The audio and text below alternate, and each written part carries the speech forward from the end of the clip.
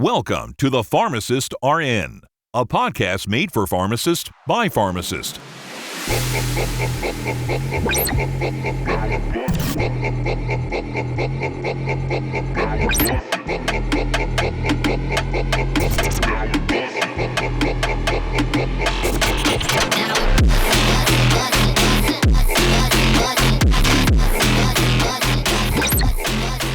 Pull up a seat and let's get started. Welcome, everyone, for another exciting episode for the Pharmacists Are In podcast. My name is Ajit Johal. I'm a Vancouver, BC-based pharmacist, and I'm joined here by my esteemed colleague, Dr. John Papastergiou, who's on the East Coast in Toronto, Ontario. Welcome, John, back for another exciting episode. Great to be back. Yeah, great to be back, Ajit. It feels like it's been a while. I think it's that busy immunization season that every year I find we get kind of distracted a little bit. It feels like it was a long one this year, but we're coming through the tail end of it, I think. So it's good to be back on air and chatting about something other than vaccines for once. Yeah, well, just to reference, our last two episodes on RSV and pneumococcal have been very well received. So Yeah. not to take away from vaccination, but we also need to look at the patients who need vaccination, which includes patients with diabetes. So that's what we'll be switching gears to today, John.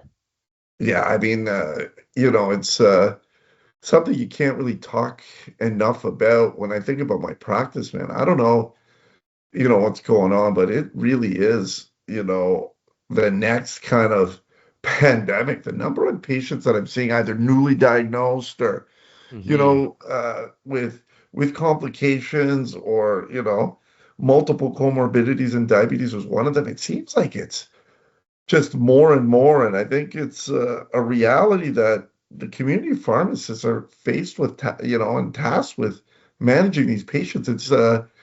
They can't get the access they need into primary care. They can't get the number of touch points with their family physician. So they're ending up in pharmacies, right? And talking to their pharmacists. Yeah, and I think managing diabetes is so critically important because over time, if it's not managed to target, and we'll talk a bit about that in this episode, it can lead to some serious complications for the patient, but also cost the system so much money. So macrovascular complications, so big blood vessels, heart attack, stroke, but also what we know more about is microvascular complications, which includes diabetic nephropathy, so chronic kidney disease, renal decline, eventual dialysis, transplant. So I think it's just a critical time where we need to use our providers, like our pharmacists, and our technology to help better support patients living with diabetes. So, Yeah, sorry, Jen, I was going to say the other aspect of this that I've kind of noticed in the last little while that's played a role in how we think about these patients is the GLP-1s, right? So we've got these GLP-1s. They're touted amongst the public as a cure for everything, pretty much. Obviously, their primary indication was diabetes, right?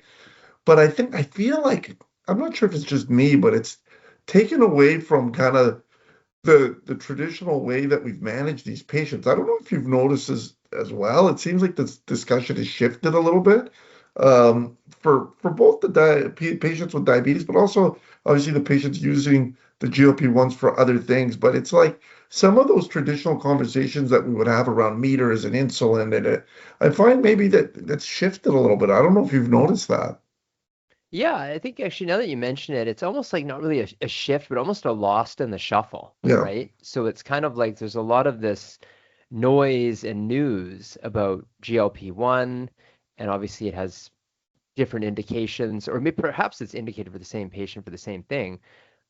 I think we need to bring it back to how our bread and butter in diabetes management, which is looking at insulin and how we are supporting our patients to monitor their blood glucose.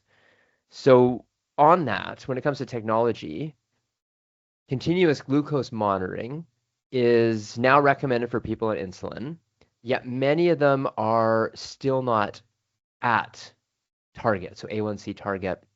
And I remember your presentation at Pharmacy a few Mhm. years ago.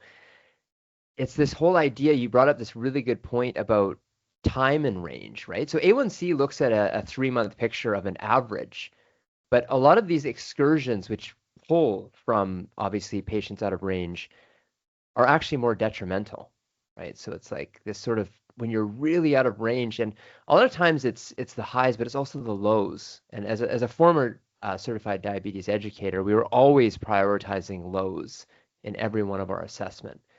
So I think as pharmacists, how can we use not just the technology, because that's pretty well established. We were talking about that earlier before the episode, that CGM technology is fantastic. But how do we use that data to improve safety and outcomes in our everyday practice? How does that work? Yeah, and I mean, to your point around A1C, I mean, I think many pharmacies now are offering A1C testing and point of care testing in their pharmacies, and it's moving forward. We've had episodes where we've discussed that, but I think, where you're still getting the most data from and the real values from these meters, right? And I think that those discussions are equally important. And, how do we use that data? Are we using it? And I think we haven't moved forward in this space at all, I think, as Hmm. pharmacists. And I think time's a big part of it, but we have these enhanced glucometers. They have all this functionality built in, but are we actually using it as clinicians, right? When you think of some of the features of these devices, there's a ton that's offered there. But I think we still go back to like, are we actually accessing that information and using it to make good clinical decisions? And I don't know what your thoughts are on that. No, and I think ultimately, even with the best designed blood glucose meter with all the bells and whistles, it's still dependent on patient utilization, right? So it's almost like when someone has a cardiac issue, and cardiology is always like the pinnacle, right? All the focus in our healthcare system, like post MI, all of that stuff. That's typically there's the most resources poured into that. But if someone has a heart issue, or you query a heart issue, what is the first thing that's put on them? It's a 24-hour Holter, right? Yeah, So that analogy to me is like, why don't we do that for a condition like diabetes? So that absolutely. that to me is the biggest thing is how do you create an opportunity for a patient to be able to track what's going on without having to interrupt their lifestyle to, do a finger stick, to remember to test, set alarms in their phone. That to me is the biggest thing. That is sort of the almost like a safety net, right? It's a huge Yeah. support, not just for the provider to check, but also for the patient to know that, things are being looked at.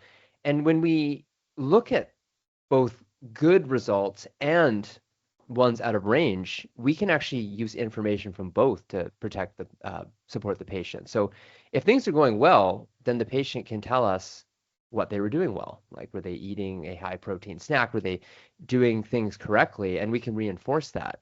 And obviously, if there's things that sometimes patients may not be aware of, like overnight hypoglycemia, so lows in the night, which potentially could go unnoticed, or even hypoglycemia unawareness when people don't necessarily get those um, uh, neurologic symptoms to feel like they're having hypoglycemia. You can see that as well. So I think this technology of continuous glucose monitoring applies to all patients on insulin, so type 1 and type 2, because as we know, diabetes is a progressive condition where patients may end up on basal and potentially basal and bolus insulin, even if they have type 2. And I think it's appropriate across the lifespan, right? If you have pediatric patients with type 1, it helps their parents and their caregivers to see trends, and they can immediately report things or remedy things if they see that. And even across the lifespan to frail older adult patients, same thing, right? So you can also see those numbers and act immediately as well. We've talked about this before from a pharmacist perspective, and we've both said this many times. Chronic disease management is in our wheelhouse. And I think that is coming in terms of prescribing. It makes so much sense. I think that actually makes more sense, John, than minor ailments. Do you Oh, agree? Like it's absolutely. I mean, we were waiting for it here in Ontario, right? So we know we've got a lot of experience out of Alberta, New Brunswick, Nova Scotia, and Ontario. We were hoping this, when we knew more scope was coming, I actually thought chronic disease prescribing was going to be as part of that package. We saw immunization and, expansion and minor ailments are all being discussed there, but no chronic disease prescribing. And I think that's unfortunate. I think when you think of where we could have the biggest impact, it's there. These patients are in our pharmacies. They're seeing us more than anyone else, and they trust us more than anyone else. But I agree, it's coming. So, hopefully we'll see it in the next year or so. But, back to your point on these, this technology is available. We know it is. We know patients have access to it. There's coverage for it now and everything else. But, I still feel it's, utilization is still limited. I think patients are using it. They like it. They feel like they have access to this data. But I think that we're still not over that hurdle because in practice, I yet to see pharmacists actively using that information to intervene. And it doesn't matter how much we talk about it. I think I you know, the continuous glucometers, they've taken over the market now, essentially. yeah. I mean, it's the entire market. So I felt like back in the day, we had more clinics, more people were coming in just with their, regular traditional glucometers, more touch points. Now we have these fantastic devices, but for whatever reason, I don't see us accessing it. I don't know if it's a phenomenon that's come out of the pandemic and we're just so much busier now. I don't know if it's because we have other scope and we're focused on that, but I think it's a tool that we're not utilizing appropriately. And I'm not sure if you're seeing that on your coast, but any thoughts on, how we could, get over that hurdle? It's a very good question. I think there's a number of factors which you identified which would cause this. In terms of solution, I think, we have to start small. I think we would be amiss to kind of say, let's take ownership of the space, pharmacists, create these sort of multi-user accounts and track all your patients on CGM and have a dedicated pharmacist do that. I think the future that could happen, but we have to start somewhere. And I think the best place to start is just understanding that this technology exists, but also keeping sort of an eye and an ear out for patients who would benefit from it. So the one big thing I see in pharmacy practice is pharmacists see a lot of different issues pop up, right? A lot of caregivers, a lot of patients come to their pharmacist because they trust them and talk about things that they may be struggling with in managing their condition. So I think that's where pharmacists can play a role to recommend continuous glucose monitoring and look at actually patients who constantly have low blood sugars. And I've seen this in my own practice. I have patients whose family members are caregivers. It's another low. Patient hit their head. If their glucose drops so low, and because with the phenomenon of repeated hypoglycemia, it creates something called hypoglycemia unawareness. And with more repeated episodes, the patient doesn't have the ability to sense this, and a lot of times they don't vocalize it, and then it becomes a situation where they actually need to be hospitalized, right? They need to be hospitalized. There's people constantly purchasing glucose tabs, constantly purchasing injections of counter-regulatory hormones like glucagon. And I think that should raise a red flag because, John, as you know, pharmacists are very good at seeing the red flags, right? Yeah, yeah. Oh, yeah, they can see a red flag from a mile away.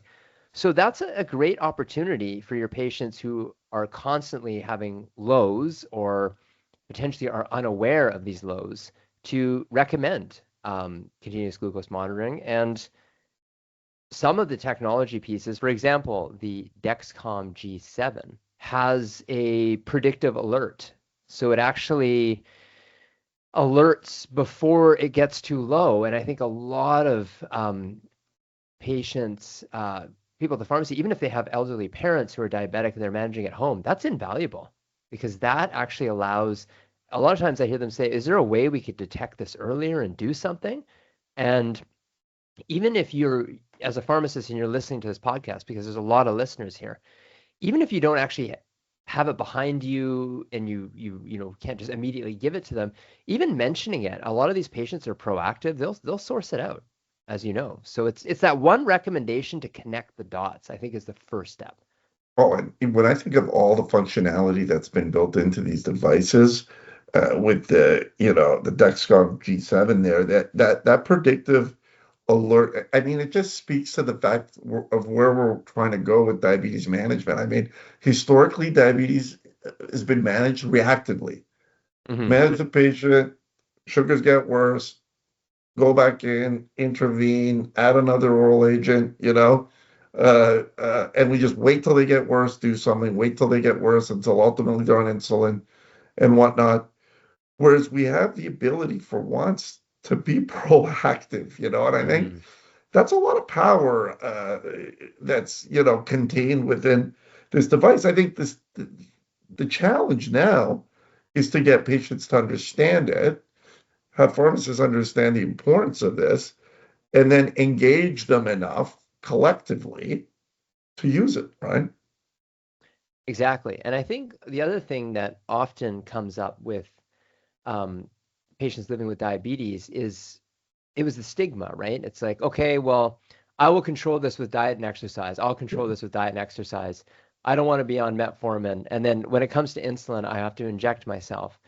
I think things have changed. I think there's a lot of support and there's a lot of ways people can live very long, healthy lives managing um, this condition. And that's completely changed in the past couple of years with the technology and obviously the interventions and medications available. But it's just a matter of perspective. And I think what's often missing is for those who are at whatever stage of diabetes they're at, is is there a provider who's going to tell them, hey, did you know that this, and this is available? And patients are Yeah. so grateful to hear that. Oh, absolutely. And that stigma is real. I mean, I remember when I started practice, right? There was none of this technology available. They were still using those diabetes logbooks, right? And I'd Hmm. get these logbooks, they'd come in, and I'm in Greektown, they'd be covered in feta cheese or whatever. They'd be, 7, 8, 9 months old. Then you'd look at the numbers, and they'd all be perfect, right? And these patients weren't perfect, but they were just picking and choosing what to record, right? Yeah, Because yeah. they didn't want their, pharmacist, physician, whoever it was, to see that they had a poor result. So every one of my patients with diabetes was perfect. Now flash forward, we have this technology which allows you to collect all this data and now be even predictive. And I feel you know, we're not using it. And why is that? And I know there's some misconceptions around CGM. I'm sure you could add some insight there. And what's your experience when you're talking to pharmacists out there on the West Coast? Well, I think a lot of pharmacists are aware it exists, but I think some of the misconceptions is the first one is the misconception that onboarding is very challenging, right? So the onboarding, I think there's a misconception because you want to keep the onboarding simple. Set expectations, in the first 1 to 2 weeks, 10 to 14 days, that we're just learning patterns, right? So obviously to apply the device, many of us have actually worn this device just to kind of see what's going on. And that's no different, right? If you go to a conference and you wear the device for a day, we've all kind of been there to see what it's like. We're just kind of seeing what's going on, right? It's almost like you're testing the waters. So there's no need to overwhelm people and kind of say, no, we're looking at this, and if this happens or this happens. For example, someone without diabetes, when they're wearing it as a trial, if they eat, a high sugar snack, their blood glucose is going to go up, right? And they're going to see that and they go, oh, whoa. And that's how the body works. So I think we don't want any perfection. We don't want to put pressure on people. Um, I think it's just even if you limit the notifications, how often are you subject to alert fatigue? Oh man, we as pharmacists, we're the most alert Yeah. fatigued. I mean, Well, when you think of DURs, I just ignore them now because there's one every second, right? yeah. So I think even John, I don't even wear my Apple Watch anymore because I was looking at it when I was driving. right? It's Yeah. like, oh, I got a new email from John. I wonder what that's Yeah. about, you know? So I think the thing is, from a good piece of advice is some users have said, it's really helpful to, you know, limit the notification in the Yeah. first few days just to get used to it. Honestly, just get used to wearing it and just letting it collect the information. That's it. Yeah. For the first 2 weeks, that's it. There's no need to glean any clinical insights after that. It's literally just a trial, and just tell the patients don't worry about highs, lows, etc. Obviously, like, as they would if they're getting lows, but don't read too much into it. Just kind of get used to it, and then you can do a deeper dive because you don't even have enough time to get insights. It takes time, but it begins with that first sort of initiation. So the onboarding, I think, it's not as difficult if you don't make it as difficult. I think that's definitely a misconception. Yeah, no, those are all good points. And I think from the pharmacist perspective, I think, there's always this concern that, with patients, I'm going to go down a rabbit hole. I'm gonna onboard a patient, or I'm gonna, spend some time with them, and that's going to continue, and it's going to be like this, Hmm. reimbursement still on Ontario limited for a lot of this stuff. It's just going to be every week I'm dealing with these issues, and it's going to be incremental work. I think the way I see these devices, once you get the patient engaged enough and using it properly, it actually takes a lot of that work off your shoulders, right? Now they're Totally. working with the technology to better manage their diabetes. And I think that's the ultimate goal for all of us. The other aspect is these devices are so good at presenting a lot of data in a very concise, succinct manner, right? So as a clinician, you look at this stuff, and even though it's a lot more data than you'd be used to seeing, it presents it in a way that you can make a clinical decision pretty quickly, right? And I think Hmm. Hmm. those are the two things I really like. I agree with you. I think in the early days, I piloted things where I rostered patients and, had a bunch of patients rostered in my pharmacy and I had access to the files. It's just not practical given what's going on in community pharmacies right now, particularly with the lack of reimbursement in this space. I mean, these patients with diabetes are very valuable to your practice for sure from a business Totally. perspective, obviously, but we also have to be realistic about kind of how are we spending our time, right? But I think to your approach, get those patients on it, candidate patients, get them used to it, and then, tailor your approach with respect to the way you're using the data. But that alone will get you improvements in the patient's overall management of their diabetes. Yeah, and I think as we kind of wrap up this episode, a couple of key things here, and the first one is, as you mentioned it, we mentioned it in previous episodes, is no, don't overwhelm yourself. Our expectation for pharmacists are realistic because we're in the same boat. So if you look back to our previous episodes, we have very practical, simple things that can go a long way to build rapport with your patients. The other thing is the misconception that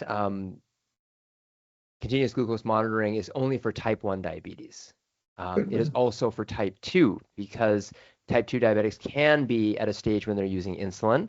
And a lot of times they could be using both basal and bolus insulin. And bolus insulin is challenging, right? So you're basically like, some people are counting carbs, they're looking at meals. And what can happen is people can get into a situation where they do, insulin stacking or corrective stacking, where they get so concerned with levels and want to drop them that they keep pushing the insulin. And obviously that will stack and have a delayed rebound effect to drop them lower. And the lows are always our biggest concern, and we need to communicate that with patients. But I think that both type 1 and type 2 patients living with diabetes can benefit from continuous glucose monitoring.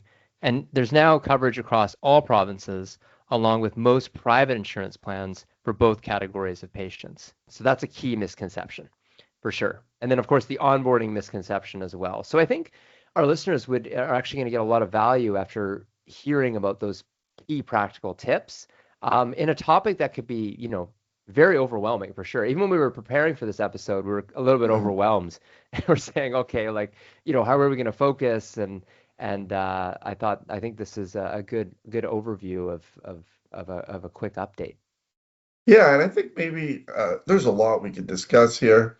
I think maybe we'll touch upon it in a little more detail in a future episode, but I think you're right on. I think, our goal here is to be as practical as possible. And the reality is these community pharmacies are busy places. So let's start Mhm. simple, see what we could do, get your pharmacists engaged, show them the value of some of this stuff, and then hopefully we'll continue to expand the way, we use this type of tech. But I think worthwhile for us to revisit in a future episode, but cognizant of time.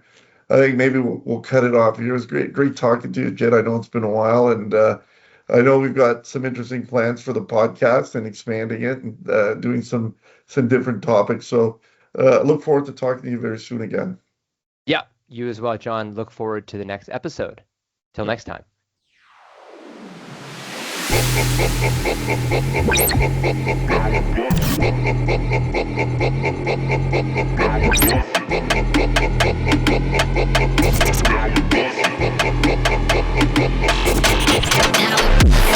Now